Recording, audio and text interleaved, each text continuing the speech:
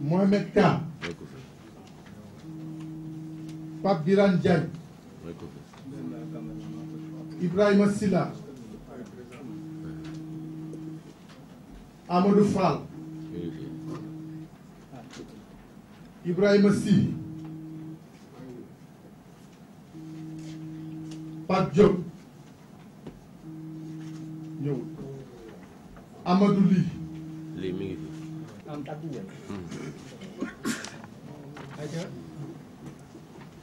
Massamba Dioum. Présent. Abdou Dieng. Par procuration.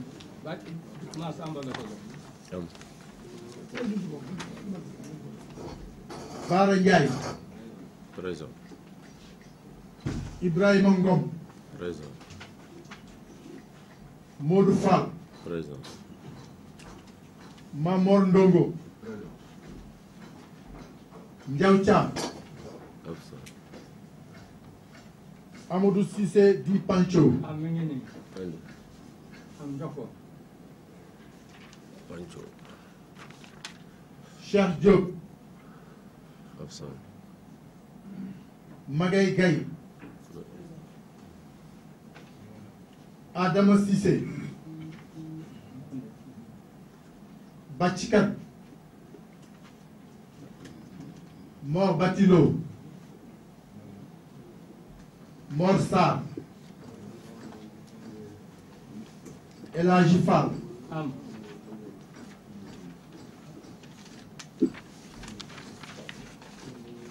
Mamadou Sarr. Amdi.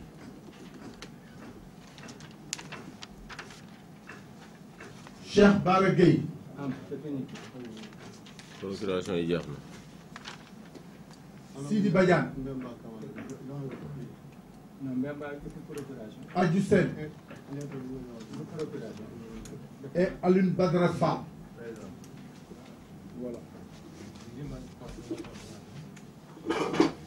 Corombi, ça fait 34. Déedéet. 32. 32. 32 kon. Calcul ma.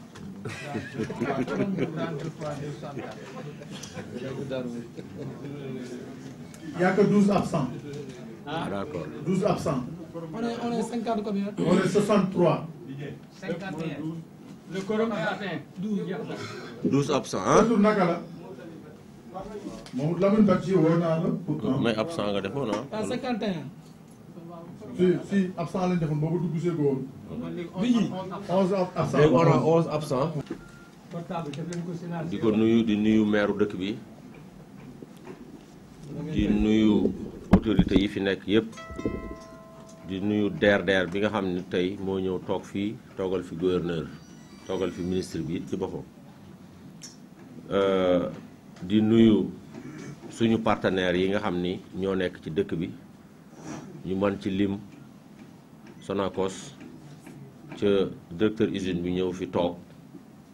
ñu mën cee lim CNCA bi nga xam ni moom tamit ci partenaires yi jàppale campagne yi ci la bokk ak mbooleem ñi nga xam ne si dañuy dugal seen loxo ci campagne yi di jàppale opérateurs yi di nuyu président zone sud muy monsieur Ousmane Mbaye di nuyu sama premier vice président ki topp ci man muy Assane Mbaye moom it mu dëkk fii ci Ziguinchor di nuyu mbooleem président régionaux yi moo xam Kolda la moo xam Sédhiou moo xam Ziguinchor ñu ngi leen di nuyu parce que ñun ñi jógee zone centre ak zone nord yëpp tey seen ay gan lañu kon ñu ngi leen di nuyu bu baax di kontaan ci dalal bi bu baax di kontaan ci accueil bi parce que accueil bi vraiment macha allah Assane ak équipe bi nga àndal teeru ñoom bu gumba la ñu yor organisation bi ngeen def organisation bu mucc ayib kon nag loolu ñu ngi koy saluer ñu ngi koy wax autorités yi que vraiment li ngeen def rafet na kon ñu ngi nuyu ñëpp di jox rek kàddu gi DRDR moom mu ubbi jataay bi parce que dama ko doon ubbil rek maa ngi dend ak président Segna monsieur Massamba Dioum dama ko xaw a fàtte di nuyu parisien bi nga xam ni mooy suñu coordonnateur national ak monsieur Cheikh Ndiaye Soxna bi nga xam ni mooy conseiller président bi ci mbirum liggéey bi kon monsieur le DRDR ñu ngi lay jox kàddu gi jërëjëf. Asalaamaaleykum. Monsieur le président du CENIA, monsieur le président national de la Fédération nationale des organismes privés stockeurs et transporteurs du Sénégal, monsieur le directeur de la Sonacos de Ziguinchor, messieurs les présidents de zone, messieurs les présidents régionaux, c'est avec l'administration, nous venons vous transmettre aussi les encouragements du ministre de l'Agriculture, le professeur Moussa Baldé, ak gouverneur de la région. Vraiment ñu kontaan nañu seen liggéey. Agriculture Sénégal tey fu mu tollu tey yéen a ko fa yóbbu. Yéen ay doole agriculture Sénégal loolu laa am pour wax leen te ñu ngi leen di ñaanal jàmm pour liggéey bu ngeen war a def fii. Yal nañu la jàppale ba ngeen jëlee fi njëriñ parce que yéen a yore économie Sénégal loolu vraiment loolu la leen di wax surtout gouverneur de la région de Ziguinchor surtout ministre de l'agriculture.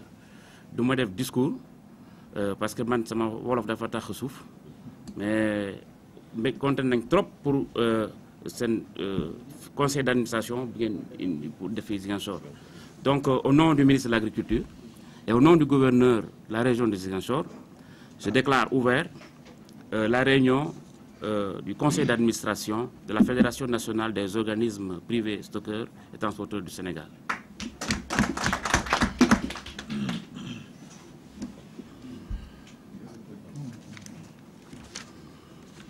jërëjëf. Campagne semence yi ñu dëgmal ak divers donc loolu mooy li nga xam ni mooy solo si waxtaan wi li ñuy wax rek mooy ñu pragmatique parce que tey dañuy def réunion 13h plus tard bëgg nañu arrêté réunion bi kenn ku nekk bu dee delluwaat chambre mu delluwaat chambre buñ ko jógee ñu dem añi buñ ko jógee ñii war a ñibbi ñii war a fanaan waaye loolu mooy li nga xam ni moom la ñuy def bu ko defee nag ñu xam ni lii comme ni ko DRDR waxee li ñu yor rëy na rëy goo xam ne si lépp mënuñ su ko waxtaanee ci benn jataay dañuy tàmbali rek bu ñu demaatee ci beneen réunion continuer bu ñu demaatee ci beneen réunion continuer mooy li may wax rek ñu pragmatique région bu nekk ña fa jógee xamante nañ léeg-léeg bu fa kenn jëlee kàddu wala ñaar ña ca des bàyyi yeneen région jël donc mais bu ñëpp kenn ku ne bëggee laaj kàddu gi wax léeg-léeg dana indi yàgg ca fu 13h jote moom dañuy obligé couper ko maanaam yàmmala fa réunion bi donc kon ordre du jour bi noonu mu tëddee ci la ñuy tàmbali dugg ci rapport d'activité bi ñu lire ko après yor ngeen ko mais ñu lire ko ngeen dégg bu ñu paree ñu jàll ci beneen point soxna le rapport d'activité. Nos collègues de la région sud.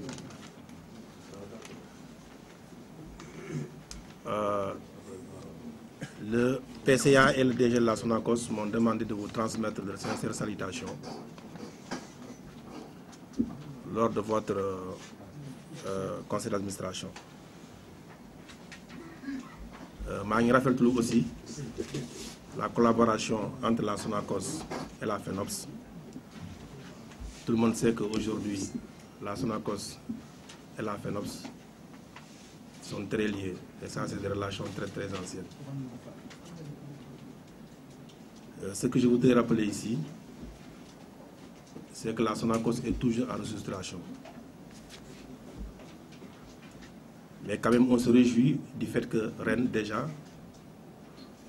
l'ensemble des Sonacos a pu collecter plus de 85 000 tonnes, dont 29 000 tonnes filles au niveau de la région de Ziguinchor. Donc nous remercions les opérateurs parce que quand même, ils ont joué un très grand rôle dans la collecte de ces 29 000 tonnes. Tout à l'heure, je disais que la Sonacos est en pleine restructuration, mais quand même, nous voyons que il y a quand même des efforts qui sont faits et qui sont visibles au niveau de la vente des huiles, notamment. Actuellement, quand même, la Sonacos commence à décoller parce que quand vous regardez les ventes au niveau des huiles, ces ventes ont considérablement augmenté. Et le prochain chantier qui est même toujours en cours, ce sera maintenant la modernisation de l'outil de travail. Et ça, je vous assure qu'aujourd'hui, les plus grandes autorités ont pris la décision pour que vraiment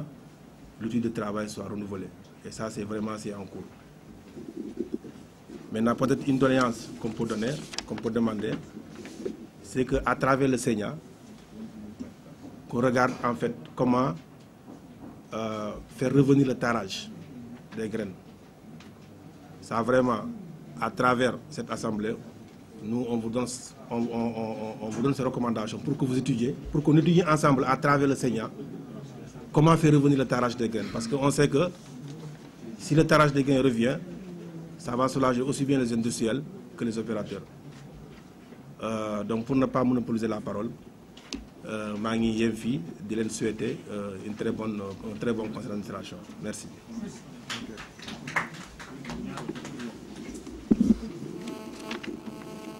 loolu mooy darajal am ndaje ñi nga xam ne ñooy kilifa ci gox bi ci région bi ñoom it kenn ñàkk teew nañu ci ñu ko mënee wala bu ñu ñëwul yónnee nañu moo leen won ne dayoo bi nga xam ne moom la FONAPSE am te FONAPSE it mënta nag am googu dayoo di daje fu mu war ci mënti doon te Sénia teewu fa ndem mën na ko ndax da di wàllam ndax dafa doon cër loo xam ne lu mu am cër bu mu am ci Sénia ñun it dañu fay doon membre aussi bokk ci yàlla dogal ko bokk ci FONAPSE ba it ci ñoom ñii la ñu taxe ba ñu nekk tey ci boppu Sénia di rafetlu rek lii nga xam ne moom la ñu fekkee ci biir rek ñu war a tontuwaale tuuti rek doléance bi nga xam ne moom la le directeur d'usine wax ci li jëm ci taaraar yi muy doon lu am solo lu rafet lu war ndax xam nañ ne gerte kenn mënu koo jënd te setaluloo ko selaloo ko lu bari ci gàllankoor yi nga xam ne moo xew ñu koy tudd di ko jooy muy abattement yëpp ci loolu la jógee war nag war naa am lu war naa dakk yàgg nañ di ko jooytu ba amul at boo xam ne Sénia toog na daje te waxu ci nañu renouveler matériel de collecte bi muy taaraar muy bascule peut-être que nguur gi ci kattan li ko yàlla kattanal te mu ciy góorgóorlu di ci dimbali mbay mi am na lu mu ci def jëm ci baykat yi waaye pour l'instant jógagul ci li jëm ci commercialisation ci wàllu taaraar yi ci setal gi waaye nag am na benn xam ne yàlla dog na def nañ ko Sénia ndax entré nañ en contact ak chinois yi wax ceeg ñoom ba ñu nangu ñoom affaire ba ñu nangu en tout cas am na proposition yoo xam defal nañ ñu ko pour renouveler matériel bi wax nañ ko ministre de l'agriculture Pape Abdoulaye Seck bi nga xam ne moo fi jógee tey ba mu bind lettre boo xam ne ambassade de Chine la ko adressé pour xamal ko ne ko Sénégal bëgg na mu jàppale ko ci lu toll ci 4000 tarar mu jaar ci ministre des affaires étrangères parce que mooy yoon wa mu yónnee ko ci ambassade de Chine ñu ngi xaar nag di topp seen ndax foofu muy mujjee waaye am nañ ci yaakaar parce que au moins loolu am na action yoo xam ne déjà tàmbali nañ ko parce que xam nañ ne lii nga xam ne lañu dund ñun ñëpp tey ci njëndum gerte mënta saafara donte kenn demul ci point de collecte jënd fa gerte nga foori jënd te mu gën a sell yóbbu ko ci usine bi ndax abattement yi néew moo ci dalal seen xel te en fait lu ngi ci mën daal ñun ñu ngi ko ci def xool yàlla alhamdulilah merci jërëjëf. kon bala ñu sori rek ñu sant DRDR gërëm ko yóbbante ko it ay cant ak ay nuyoo ci gouverneur de la région yóbbante ko it ay cant ak ay nuyoo ci ministre de l'agriculture professeur Moussa Baldé ndax wax dëgg yàlla lu ñëwee léegi yàggul waaye nag ndaje mi soxal na ko ba mu yónnee pour nga représenter ko ci kon loolu lu am solo la démb it am na collaborateur bu ma woo wax ni dañoo nekk ci préparation conseil interministériel bi waaye DRDR dina ñëw le gouverneur itam woote na léegi ci suba wax ni comme ñoom seen liggéey ni mu demee dañuy jekk-jekk rek woo leen ma nga jëm Dakar mu ngi tolloog Nioro bi may woo mun ma waaye DRDR dina ñëw kon loolu yëpp ay cant la ak i ngërëm wax dëgg yàlla mbooloo bi yëpp bi ñuy ñëw kontaante ak bëgg-bëgg la ñu am ci suñu yoon wi nga xam ni ñëw nañ fii ci Ziguinchor parce que damay wax ni ay nit bu ñuy ànd nañ joxante cër mooy kenn ku nekk na jóg di fekki moroomam waaye kenn rek bu mu jóg di fekki ñi ci des toog moo tax lu mu metti dem nañ fi Kolda ñëwoon nañ fi Ziguinchor ñëwaat nañ dañuy dem ci région yëpp daanaka donc loolu mooy tax kenn ku ne gis sa bopp ci mbir mi moo tax ma ni man conseil d'administration yi may jiite daal dama bëgg fu ñu ko defee tey boo ëllëgee nañ ko defee ci beneen région donc loolu moo ñu animé tey pour ñëw Ziguinchor mais rëccuwuñ ko parce que fekk nañ fi ay opérateurs yu takku yu taxaw tem ci liggéey bi ci rafetal ba wax dëgg yàlla benn problème amu fi comme ni nga ko xamee monsieur le DRDR lépp li nga xam ni yoon ak état du Sénégal sas nanu ko ci lu jëm ci jëndum gerte mi ak ci mbirum jiwu wi ñoo ngi def suñu kéemtalaay kattan nit nag matul doomu aadama fu mu nekk faaw du ñàkk yenn manquement yi waaye yooyu yëpp ñu ànd ak moom di ko corriger parce que loolu mooy Sénégal mais en tout cas ñi ngi leen di gërëm bu baax a baax ci turu fédération bii ma jiite di leen wax ni suñu xol sedd na seen teewaay jërë ngeen jëf.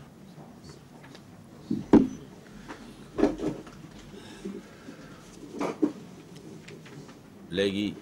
mun nañ dem ci rapport d'activité bi. Donc nous présentons le présent rapport d'activité qui est articulé autour des points qui sont ci-dessus. D'abord, par courrier, sous référence numéro 76-2018 du 15 octobre 2018, portant objet lettre de remerciement, le président du comité sénégalais pour la chimie a hautement apprécié la présence du représentant de Phénopsité à l'occasion des JAC, c'est des journées scientifiques de la chimie au Sénégal. Également par courrier 2243 DA en date du 23 octobre 2018, le directeur de l'agriculture, président du sous-comité organisation et logistique de la journée mondiale de l'alimentation, a exprimé ses très chaleureux remerciements et toute sa gratitude pour le précieux concours de Phénopsité leur a apporté à l'occasion de la célébration de la 38e édition de la Journée mondiale de l'alimentation le 16 octobre 2018. Suivant toujours lettre d'invitation numéro 1083 MS du ministère de la Santé du 25 janvier 2018, le ministre de la Santé et de l'Action sociale a convié la Phénopsité à prendre part aux travaux de la Journée nationale sur le Codex, sur les réponses aux urgences de sécurité alimentaire des aliments au Sénégal et au Burkina Faso du 31 octobre 2019 au CHNU de Fann. Durant la période aussi, du 16 au 22 octobre 2018, le président Bodoufal était en visite en France. L'intérim a été assuré par M. Hassan Mbaye, premier vice-président de la Fédération, voire la note de service y afférente. Le 17 octobre 2018, par courrier numéro 2, Phénopsité, M. le premier vice-président a envoyé une lettre de remerciement au nom du président absent du pays à M. le ministre de l'Agriculture et de l'Équipement rural pour l'intérêt particulier qu'il a manifesté vis-à-vis de notre fédération à l'occasion des travaux de notre Assemblée générale tenue à Kaolack le 13 octobre 2018. Le 17 octobre 2018, par courrier numéro 3, toujours Phénopsité, M. le premier vice-président a envoyé une lettre de remerciement au nom de M. le président absent du pays à M. le gouverneur de la région de Kaolack pour l'intérêt particulier qu'il a manifesté vis-à-vis de notre fédération à l'occasion des travaux de notre Assemblée générale tenue à Kaolack le 13 octobre 2018. Le 17 octobre 2018, toujours M. le premier vice-président, dans le cadre de son intérim, a signé le procès-verbal de l'Assemblée générale des Phénopsité du 13 octobre 2018. Le 26 novembre 2018, M. le Président a introduit auprès du ministre des Infrastructures, des Transports terrestres et du Développement, par courrier numéro 4 Phénopsité, une demande de dérogation exceptionnelle au contrôle technique de CCTVA des poids lourds arachidiers dakarois pour la campagne de commercialisation 2018-2019. Le 26 novembre 2018 aussi, il a introduit auprès du ministre de l'Intérieur et de la Sécurité publique, par courrier numéro 5, une demande de dérogation exceptionnelle au contrôle pèse, essieux et gabarite des véhicules lourds arachidiers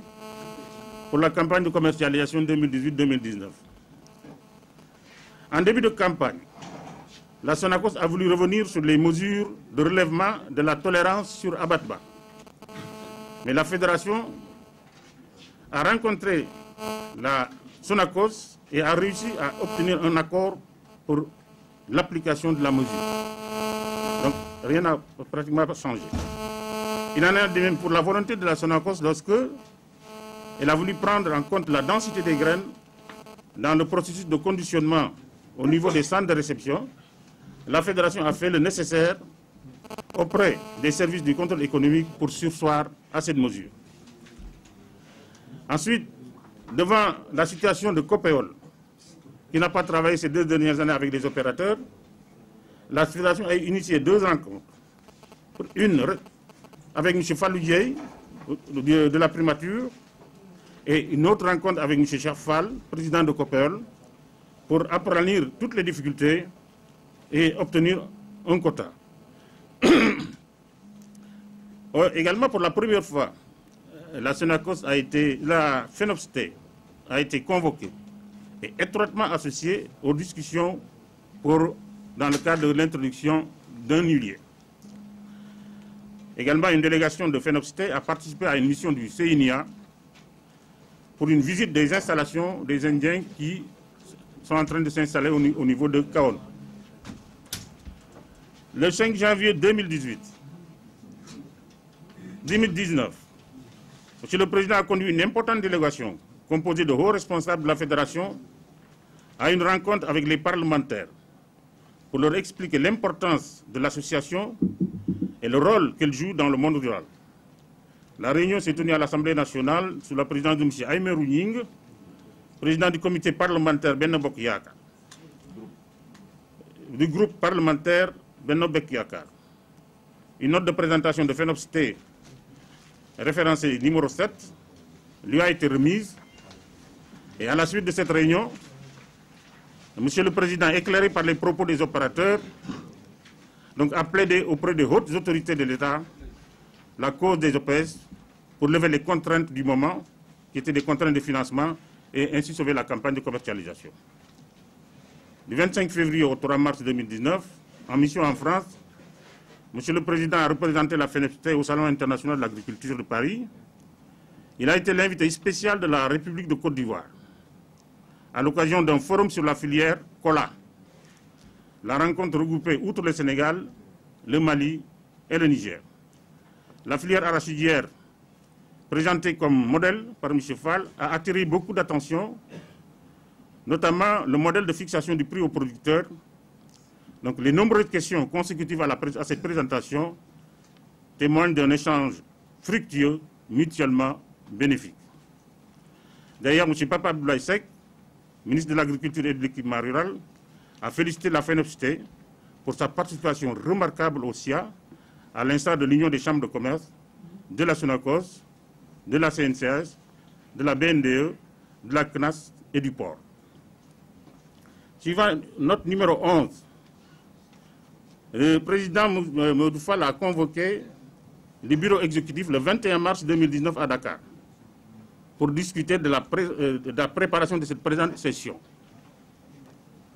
M. Matartal, trésorier général, a rendu compte de sa mission de prospection à Ziguinchor. Ainsi, les hôtels Kadianoumagne et Flamboyant ont été retenus pour une disponibilité entre du vendredi 19 et samedi 20. Le déjeuner du vendredi était prévu à Kaolack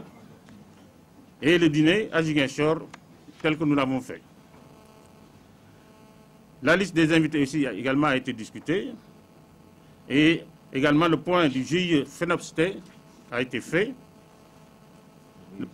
Le président avait réussi donc à obtenir 2 notifications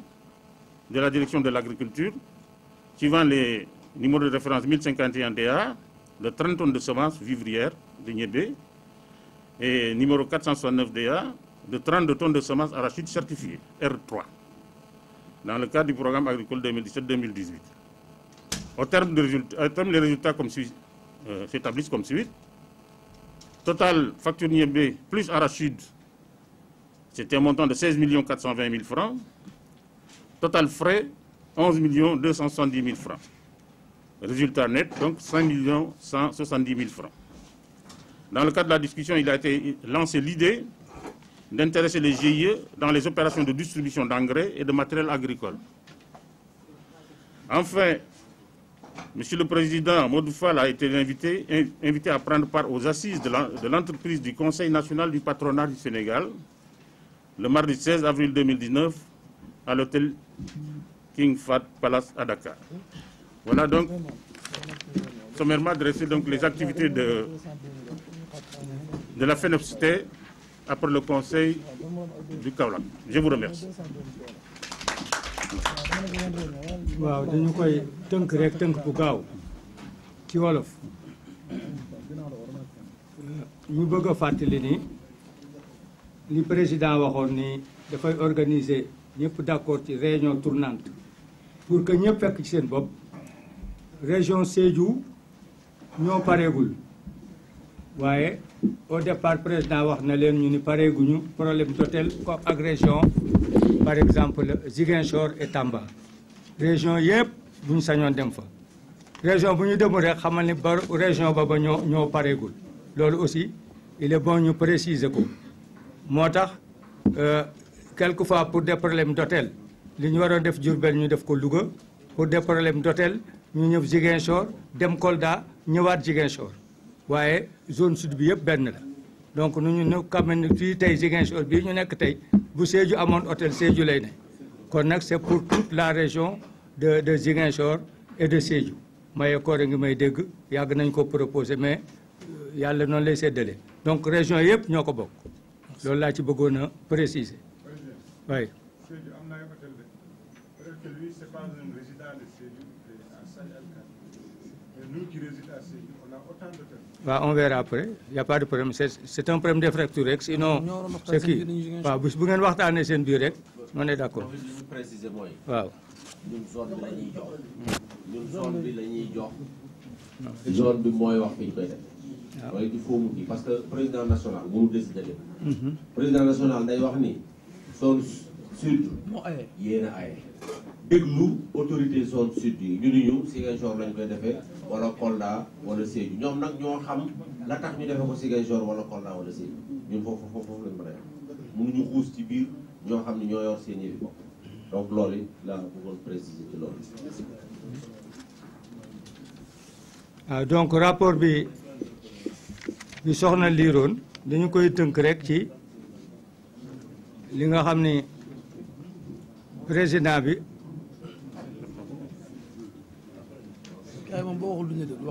allo ma ni rapport bi dañu koy tënk rek li nga xam ni dégg naa ko ñu liir ko mooy li président bi ak bureau exécutif bi li ñu commencé def bi ñu jógee ci conseil d'administration assemblée générale Kaolack ak léegi maanaam juróom benn weer yi li ñu fi def ci diggante bi loolu lañ leen tënkal li nga xam ne moom la jëkk a wax mu ni journée scientifique yi nga xam ne chimie la FENOPST dem na fa taxawaay boobu rafetlu nañu ko li ci desam comité bi nga xam ni mooy comité journée mondiale de l'alimentation lekk ku lekkul doo taxaw it FENOPST dem nañ ca taxaw nañ fa taxawaay ba ñu war a taxawee participer nañ ci jël nañ ci félicitation membres yi aussi invité nañu ko aussi que pour urgence sécurité alimentaire FENOPST itam demoon na fa taxaw fa ministre de l'agriculture ak équipement rural taxawaayam FENOPST rafetlu na ko ba Assane Mbaye mi nga xam ne moo représenté woon Modou Fall mi tukki yónnee ko lettre ngërëm di ko wax ne gis nañ sa taxawaay gouverneur bi itam bu Kaolack bi nga xam ni moo fa nekkoon ubbi ko au nom du ministre de l'agriculture Assane Mbaye itam yónnee na ko benn lettre au nom de la fédération rafetlu taxawaayam remercier ko ci taxaw bi mu taxawoon bi ci des problème yëpp xam na ni problème mu camions yi ak problème mu pont yi ñuy peser am na ay difficultés yu metti foofu itam président bi bind na lettre demande dérogation pour les camions lourds demandé na aussi dérogation pour kii problème dossier yooyu yëpp def na lettre yooyu pour que ñu loolu ngeen di jàmbat bu yàgg ba tey ñu jël ci en compte protocole bi nga xam ne defoon nañu ko nga xam ni waa Sénia ñoo nekkoon arbitre bi woo usines yi ak FENOPST waa Sonacos ñu jàkkoor ni gerte gi dafa woyofoon ñu dafa relevé woon taux d'abattement yi bi ñu demee ba ren bi ci Sonacos naree delsi FENOPST taxaw na ci ni loolu mënul am ba ñu waxtaanaat ba ñu reconsidéré ko la fa amoon ñu defaat ko loolu aussi am na COPEOL mi nga xam ne itam da doon def li ñuy wax contractualisation wut ay ñoo xam ne ñoom lay jox jiwu di jënd seen gerte liggéeyul ak opérateurs yi problème boobu amoon président bi am na rencontre ak OPS yi ba ñu seet problème boobu ba ren jox nañ leen quota pour ñu xam ne nag COPEOL bu fi dëkk di liggéey ñëpp lay liggéey léegi am na itam benn huilier bu war a installé woowoon nañ ci fële ca primature Fallou Dieye moo ko présidé woon pour ñu waxtaan ci huilier boobu buy installé loolu nag c'est la première huilier bu war a ñëw ñu woo FENOPS woo Sénia ñu toog waxtaanti seet ba xam jekk na bu jekkee commencé bu jekkul ñu bàyyi ba mu jekk loolu aussi président demoon na ànd ak équipe technique am bi ñu dem waxtaan ak Fallou Dieye ci huilier boobu am na itam beneen huilier ay indien ñuy installé Sénégal ci gerte gi ñu nga nekk kawoon kooku itam président bi àndoon na ak waa FENOPS tey Ziguinchor yi ak waa Sénia ñu dem seeti usine ba kawoon damaa juum président kii ñu dem kawoon seet waxtaan ak ko jël contact ak moom waaw waa usine ba quoi usine bi installé président bi demoon na foofu jël contact ak ñoom ci kawoon lay installé bi nga xamee itam problème financement yi tar na campagne bi am ay jafe-jafe monsieur Aymerou Gningue président du groupe parlementaire bu Benno Bokk Yaakaar invité woon na FENOPS te nu ñëw ñoom waxtaan ak ñoom ci campagne pour dindi rëq-rëq yi keroog aussi président dem na ànd ak bureau exécutif bi ànd ak ñëpp waxtaan ak ñoom won leen ni leen lii la FENOPS di jariñ lii la mooy liggéeyam problème yi am ci Sénégal mooy problème mu financement bu fekkee ne financement boobu réglé wuñu ko day am rëq-rëq Aymerou Gningue daal di jël décision ak parlementaire ya waxtaan ak président de la République pour wax ko ni ko may leen nu tuuti waay ma ni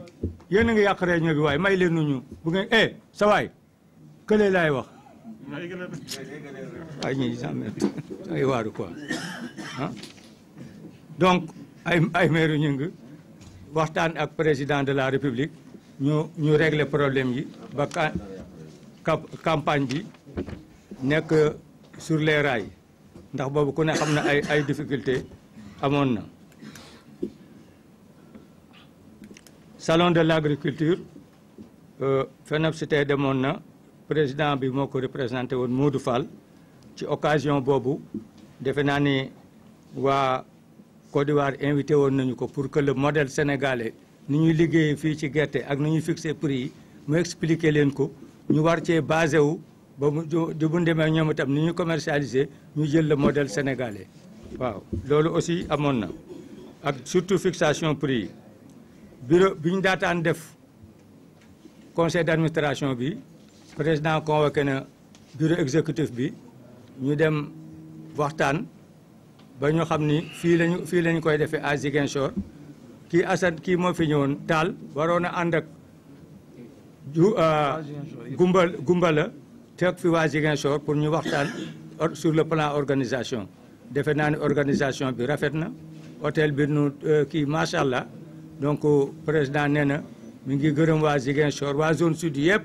gërëm waa Ziguinchor ci organisation bi ak teeru bi loolu daal moom la wax ci rapport d'activité loolu la fi liggéeyoon merci.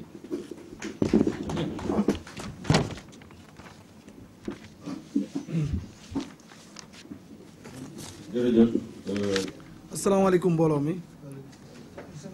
ñu ngi nuyu ñëpp ku ci ne sa tur ak sa sant defe naa rapport financier bi yéen a ngi ko tiim ci bout de papier par rapport ak cotisation yi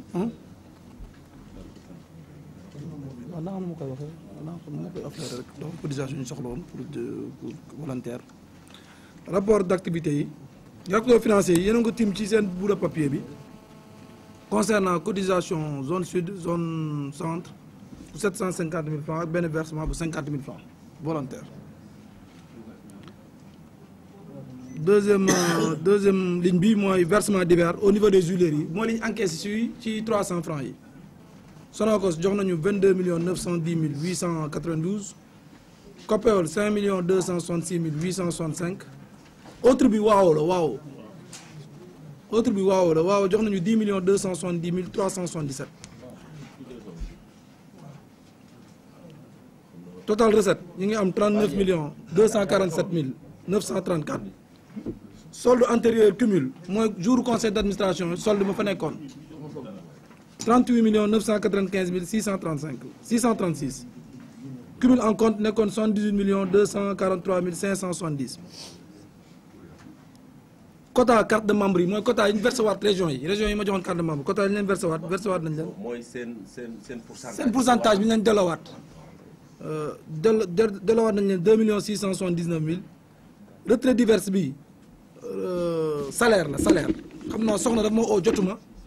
mu def ci retrait divers salaire la salaire zone centre ak zone nord la woon Kaolack ak fonctionnement Kaolack bu 4 956 000 chèque bi mu ngi nii ak man bu ñu ko retiré agio bancaire ak li fonctionnement Dakar la mooy réunion yi ñuy def Dakar réunion comité direct bureau exécutif beeg fonctionnement beeg yooyu la mooy 2 575 000 mooy réunion yi ñuy def Dakar ak frais yi nekk bureau Dakar bi. ak kii charge Dakar. waaw charge Dakar waaw loyer ak yooyu waaw. boo bokk ci waaw mooy fonctionnement Dakar bi. agio yi bancaire bi. conseil d'administration bi ñu defoon Kaolack bi passé boobu 6 millions la ñuy taxawee retrait transitoire bi cotisation volontaire la jotagum nañ ci 11 millions des na 19 millions xam naa président ne soññ nit ñi pour ñu def ci pour ñu matal cotisation boobu. loyer Dakar bi moo nekk 1 650 000 ci juróom-benn weer ñu defoon loyer Kaolack bi 875 000 fonctionnement Kaolack 2 744 500. frais représentant bi beneen deuxième frais la 8 765 000 frais imputés ci point de collecte yi mooy ba ñuy séddale point de collecte par rapport ak les représentants yi doon dem ci région yi ñiy dem zone sud ñiy dem zone nord ñiy dem zone centre mooy 1 80 000 yi ñu leen jox. AG Ziguinchor bi ñu nekk avance naa ci 1 420 000 hôtel yi loolu laa leen avance moo tax mu feeñ ci relevé bi. sponsor yi mooy ñiy FENOPS di faral di jàppale kii presse beeg yooyu 750 000 la total dépense daal 63 541 896 la ni ñu ko répartir mi ngi nii les comptes global ma ngi ci 14 millions tey 701 674 léegi nag 14 millions yi ci lañ war a fayee li ñuy war a def conseil d'administration bii des ak waaw loolu daal lañ ci def léegi ça veut dire dafa am benn cotisation boobu ne 30 millions transitoire bi ñu leen wax dafa am 19 millions yoo xam ne ay opérateurs dañu ko war a verser pour dugal ko ci compte bi waaw te dugal guñ ko cotisation yi nag président dina leen soññ pour ñu jéem ko dugal ci montant bi ndax cotisation yi am na ñu cotiser après président dina seet ni mu soññee nit ñi ci sutura ñu war a cotiser daal ndax liste bi ñoom ñëpp amoon nañ ko. dafa naa lii moo ci programme financier bi lu leen ci leerul rek boo leen ñëwee ñu leeral leen ko incha allah. jërëjëf dossier support yi baa ngi fi. jërëjëf Ndiaga comme ni ngeen ko xamee li ma ci wax rek mooy 30 millions yi dañu génne ko. ñëpp xamoon nañ ko.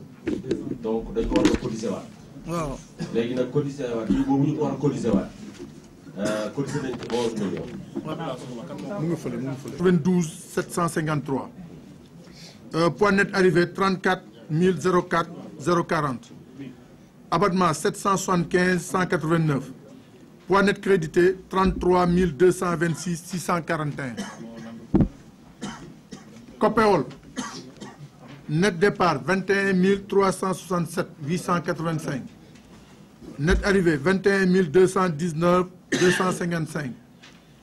abattement 467 202. point net crédité 20 752 053. Wao, net départ 35 809 633. Net arrivée 35 543 420. Abattement 784 475. 784 tonnes 451. Poids net arrivé 34 758 969. Crédité. Bon, Louga. Louga 7000, net départ 7097 tonnes 571. Abattement net arrivé 6983 630. Abattement 200 tonnes 077. Net crédité 6783 553. Diourbel net départ 14 675 165. Net arrivé 14 525 403. Abattement 309 429. Net crédité 14 215 974. Ziguinchor net départ 28 666 628. Net arrivé 28 663 650. Abattement 246 500. Net crédité 28 437 150. Cumul net départ 141 000 tonnes 709 635. Cumul net arrivé 140 939 398. Cumul abattement 2782 848. Poids net arrivé 138 174. Pourcentage abattement bi 1,74%. Voilà, bon, d'accord. Léegi après ñu jox parisien li ma ci port d'activité bi dañoo àndoon ak moom rek di ko saafara ndax ku ne xam na ni ren campagne bi financement yéex na génn trop xaw na sonal lool opérateurs yi am na ñoo xam ne laal na leen laal bu méttee métti loolu yëpp ci biir campagne bi ak rëq-rëq usines yi mel ni Sonacos comme ni ñu ko waxee départ bëgg a dellu ginnaaw ci accord bi ñu amoon ak moom ba loolu lépp ñu nekkoon ci di bësante ba loolu it mujjoon sotti waaw comme ni ñu ko waxee léegi moom tamit ren am na problème mu paiement wax dëgg yàlla ba nëgë ni mi ngi ameel opérateurs yi xaalis loolu yëpp ay rëq-rëq la ki nga xam ni mooy Copéol aussi nga xam ngeen ni ñaari at yëpp liggéeyul woon ak opérateurs yi ren la ñu tàmbali di waxaat ak ñoom ba ñu tàmbaliwaat ak liggéey ak opérateurs yi jox ñu benn quota boo xam ne comme ni ñu ko waxee fii bu 20 000 tonnes boo xam ni mujj nañ ko livré kon loolu yëpp ay rëq-rëq la ci biir campagne bi mais fépp fu mu ci mën a doon fu ñu ci toll rek ànd nañu ak opérateurs yi ànd ak équipe bi saafara taxawu opérateurs yi ci li nga xam ne war nañ leen koo taxawoo bi ci gënoon metti nag ci biir campagne bi mooy bataille bu méttee ba sax am na ay daanaka ay mero ak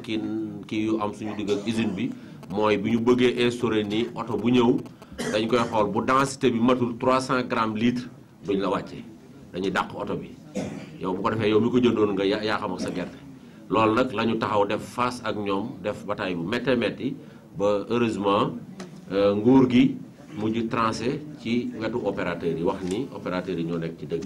ñu mujj bàyyi waaye loolu bu jàlloon tey opérateur mën naa jënd 1000 tonnes yóbbu 500 tonnes yi ñu delloo ko 500 tonnes ca transport baak yooyu yëpp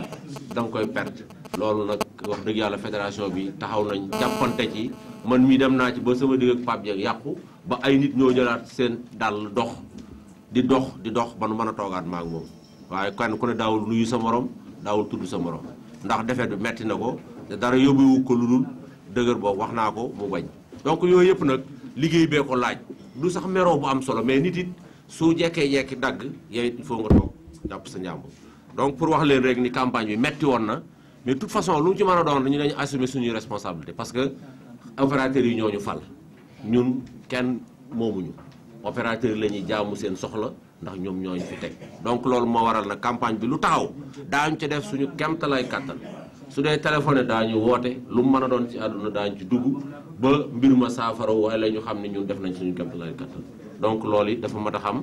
que fii ñu bari zone sud ak feneen duñu couper téléphone toujours ñoo ngi ci téléphone bi man ak Alaaji Ndiaye ak Ousmane Mbaye ak Cissé bu Kolda ñëpp kenn ku ci nekk Assane Mbaye ak ñoom ñëpp à l'ensemble du Sénégal chaque jour téléphone yi du fay fu dara génn rek ñu attaqué ko pour àndandoo pour xeex loolu jóge fi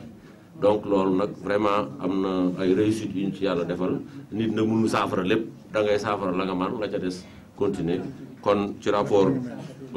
ci lu jëm ci bilan campagne bi loolu lañ ci doon dolli ñu jox parisien ak waaw ma jox secrétaire général moom lu mu ci dolli bu paree ñu jox parisien après nag ñu dugg ci débat yi nag xool la nga xam ni moom lañ ciy waxtaane bu boobaa yi dañuy jàll ci deuxième point bi moom it wax ci li ñu ci xam bu ko defee débat yëpp ubbeendoo benn yoon bu ko defee bu ñu paree ci débat yi nag ñu lever séance bi. plateforme yi nga xam ne moom moo ko. waaw tànnoon ay ci biir opérateur yi la tànn ku ne mu jox la ay poids 2000 tonnes ñu mu jox leen ay poids 2500 tonnes loolu moo tax ñu am poids bu ndaw bi bañ demee ba nga xam ne nag ñun def nañ problème boo xam ne. looloo taxoon ñu oowaat ñu bañ demee ba nga xam ne amatuñ pexe ñu mujj ñu woowaat joxaat ñu xaw ma 8000 tonnes xaw ma 4000 tonnes lañ joxaat damay ñaan opérateur Asprodef suñu morom la nañuy xeex ak moom opérateur nañ di livrer parce que Asprodef mu ngi doon fay 232 francs nga mën a livrer Copayol ñu fay la 237 nga dem di ko livrer Asprodef ñu lay fay 232 7 francs 7 nga perte ko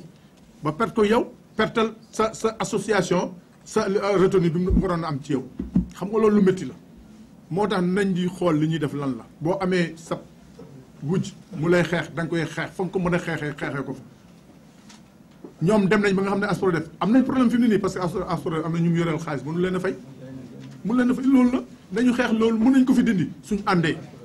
àndee ñun ñëpp mën nañ ko fi dindi suñu àndul nag bu fekkee dañoo xaajaloo nii yenu fii ñii yenu fee problème Copayol du réglé wala réglé ko dana métti trop la métti man doog laa amal lu mucc waaw boo demee nag bu bloqué wu nga ne naa woo président pour mu dimbali ñu ci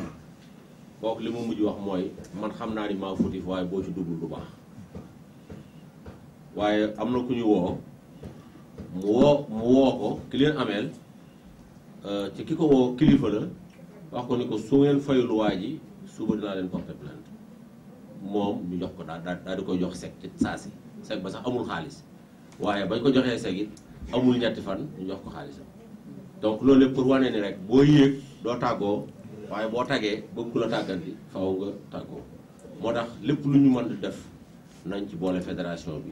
bu leen nee bu leen def ñu bañ a def donc loolu it am na ci solo lool léeg-léeg nag doo yëg doo tin ba problème am ñu daal di commencé wax ni alors dimbali leen ñu